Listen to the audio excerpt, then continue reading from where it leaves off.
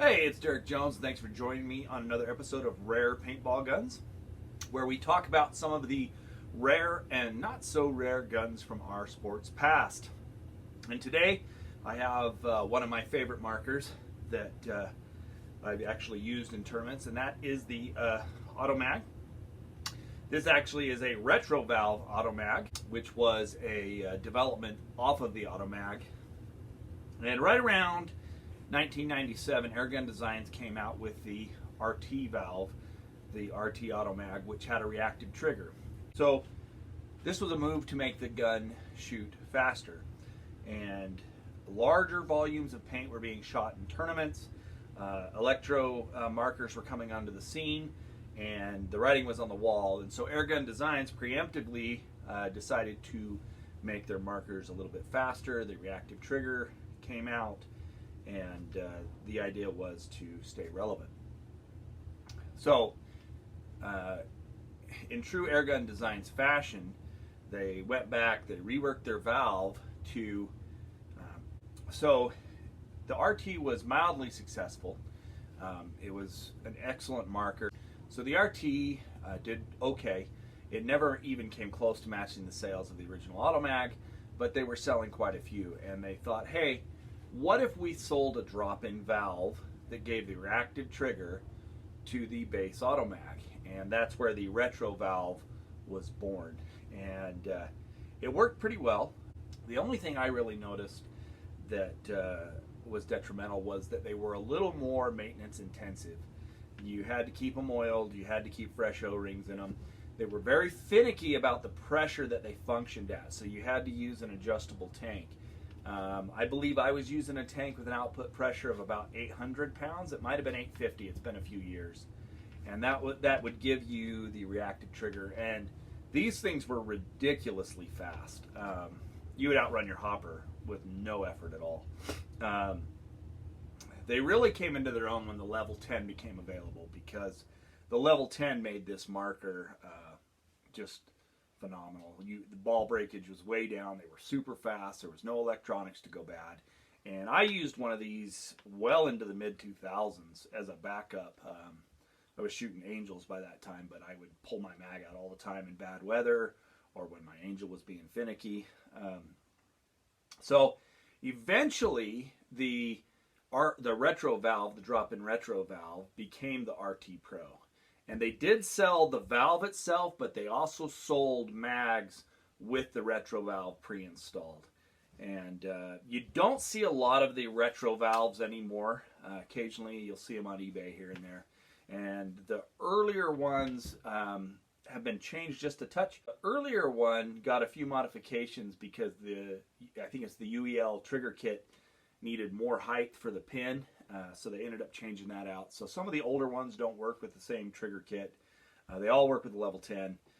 It's basically the same valve with a few changes to the on-off valve. We'll take it apart here in a second and look at it. This is my personal retro valve mag that I actually just sold on eBay, and I'm having a hard time letting it go. But let's pull the camera up, we'll take a look at it, and see what's different in it. Now, like I said, this is very similar to a base Automag. All the changes are in the valve, and we still have the original bayonet style barrel. It's a die barrel. This is, I think, about a 2002, 2003 die barrel. On all standard Automags, you're going to undo this back screw here that goes into the valve, and then this just slides right out. Now, I'm not going to take the whole body apart. There's not enough changes in this body from a conventional Automag to make a difference. You can see on this one I've got the cut and carved rail, the AGD double trigger. This one has the die foregrip, and this was a really great marker. Now, the valve itself is pretty similar. We have the bolt. This one does not have a level 10. The power tube and the bolt are identical. However, the on-off valve that gives it the reactive trigger, that is the different part. And it just sits right in there. And this is all in one, whereas on a conventional Automag, this would be multiple pieces. And that's what. Another change is if we pull the regulator side apart, this regulator, and this one needs to be oiled desperately. That pin right there, there would be a cup seal, and there's not a cup seal. Other than that, they're pretty much the same. Pretty amazing. The threads are different on this part of the regulator. It's also aluminum, which makes it lighter, which is good because the mag was pretty heavy, and it was designed that way to withstand a lot of pressure. And when they realized they didn't need that much pressure, they started shedding weight.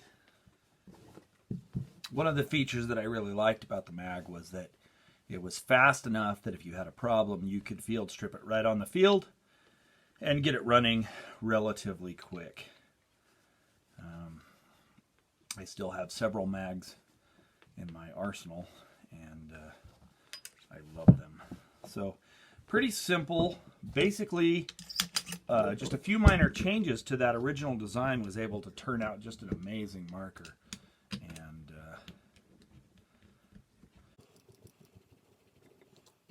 if you get a chance to pick one of these up, I highly recommend it. That was the only mistake I always made, is you always had to get the right bayonet lug to get that set. So it's just that fast. Take it apart, clean it, put it back together.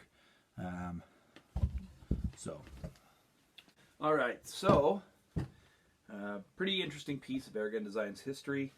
They were very, very easy to rebuild. A marker that I just love, and I am going to have a hard time letting this one go. I sold it on eBay, and I'm going to have issue. It hasn't been really oiled in years, and it was great. Probably needs new seals, but let's put... Now this tank doesn't have the output pressure I need to really get the reactive trigger going, but with the right output pressure, these are pretty amazing. I had...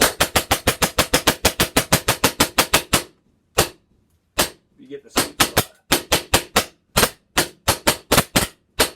Anyway, with the right trigger, with the right pressure, they're super fast. This one's only a low pressure tank, but great marker, lots of fun. You can get a modern version if you pick up the RT Pro, and the RT Pro is actually designed for the UEL trigger, and with a level 10 on these, there is absolutely zero problems really putting it out there. You can really throw some paint. I think they've got them up to 25, 27 balls per second, which for a mechanical marker, just astounding. A lot of people run the vertical feed. I have never had a problem with the power feed. The power feed feeds well. It's easy to see what's going on. It's easy to clean out. I almost prefer power feeds over vert feeds. I'll shoot either. I don't care. Anyway, thanks for joining me, and do us a favor. If you like the video, please give us a like. If you have some input, please leave it in the comments. And better yet, if you're going to be back, please subscribe. We'd love to see you here again. And I will see you next time.